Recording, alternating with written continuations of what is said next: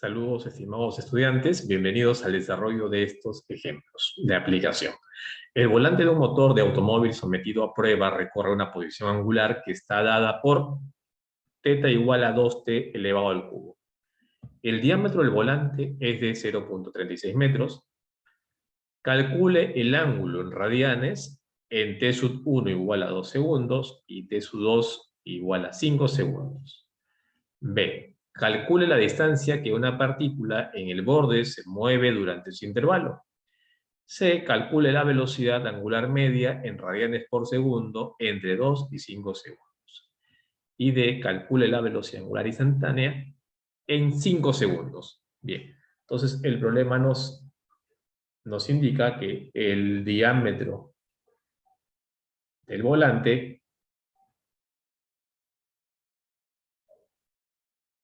es igual a 0,36 metros. Bien, entonces para calcular la parte A, el ángulo en esos instantes de tiempo, debemos utilizar la relación que nos da el problema, ¿no? Θ igual a 2t elevado al cubo, donde al momento de reemplazar en esa expresión, ¿no? En esta expresión, reemplazamos para 2 segundos, nos da que el ángulo es de 16 radianes.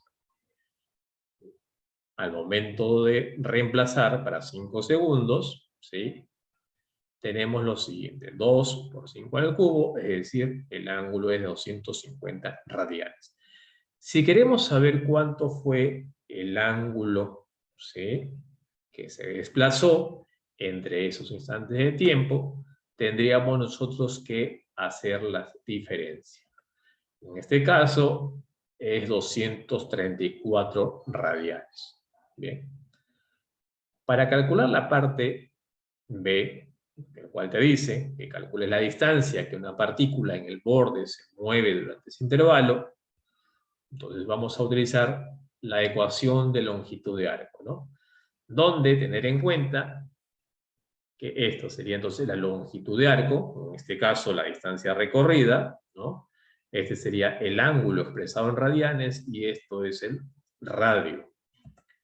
Ahora, reemplazando nuestros datos, nosotros sabemos cuánto es el ángulo que ha recorrido entre esos instantes de tiempo, ¿sí? O en ese intervalo de tiempo, 234 radianes. Ahora, para calcular el radio, ya que tenemos nosotros el diámetro, solamente es diámetro entre 2. Esto corresponde al radio.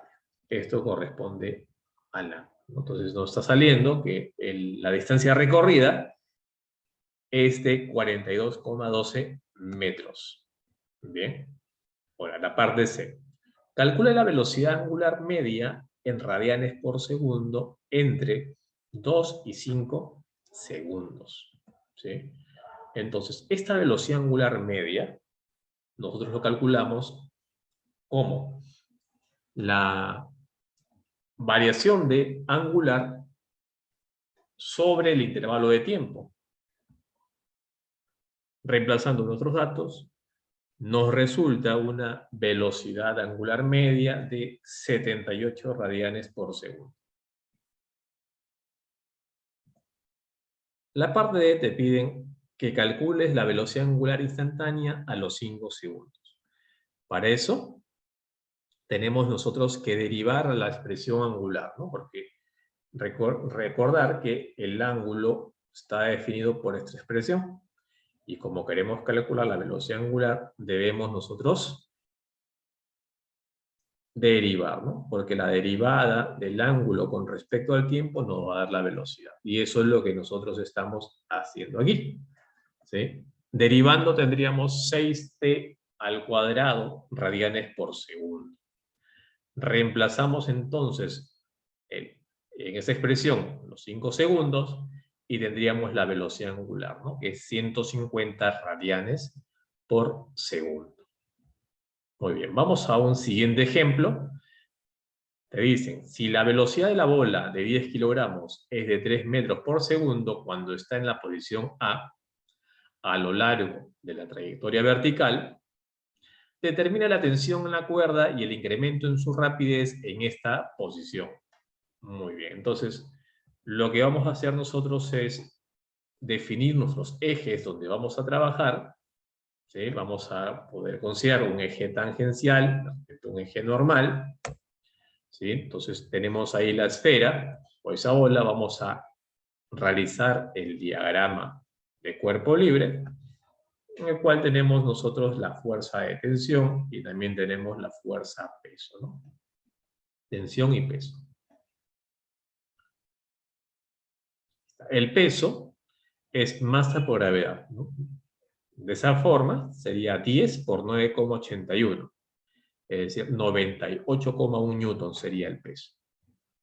Como vamos a trabajar en los ejes normal y tangencial, necesitamos nosotros descomponer, ¿no? Entonces, aquí tendríamos la componente normal o en la dirección normal, ¿sí? Del peso, 98,1 por coseno de 45, y aquí tendríamos la componente tangencial, ¿no? O en la dirección tangencial del peso, 98,1 por el seno de 45 grados. Entonces, ahora podemos nosotros utilizar la segunda ley de Newton para poder calcular lo que nos están pidiendo. Entonces, como la tensión se encuentra en el eje normal, entonces nosotros podemos utilizar, ¿sí?, la ecuación en ese eje, aplicando la segunda ley de Newton en ese eje normal, ¿no? Es decir, donde se encuentra la tensión y la componente del peso. Entonces diremos lo siguiente, será entonces tensión menos 98,1 por coseno de 45, igual a la masa por la aceleración centrípeta. Aquí solamente por recordar, que la aceleración centrípeta es la velocidad al cuadrado sobre el radio, ¿sí? Entonces la tensión, ¿sí?, está saliendo 114,37 newtons. Ahora, para poder calcular entonces la aceleración tangencial, lo que nosotros necesitamos es trabajar en este eje tangencial, ¿no? Este es el eje tangencial. Allí necesitamos nosotros trabajar. Determinando la aceleración tangencial o tangente. Aplicamos la segunda ley de Newton y sabemos o vemos que la fuerza resultante que actúa en esa dirección es 98,1 por seno de 45, ¿no? Entonces, esto sería básicamente la fuerza resultante, ¿no? Allí, fuerza resultante. Tenemos ahí esa fuerza igual a la masa por la aceleración tangencial. Entonces, despejando, tendríamos que la aceleración tangencial sería de 6,94 metros sobre segundo al cuadrado. Muy bien, jóvenes, entonces nos vemos en una siguiente oportunidad.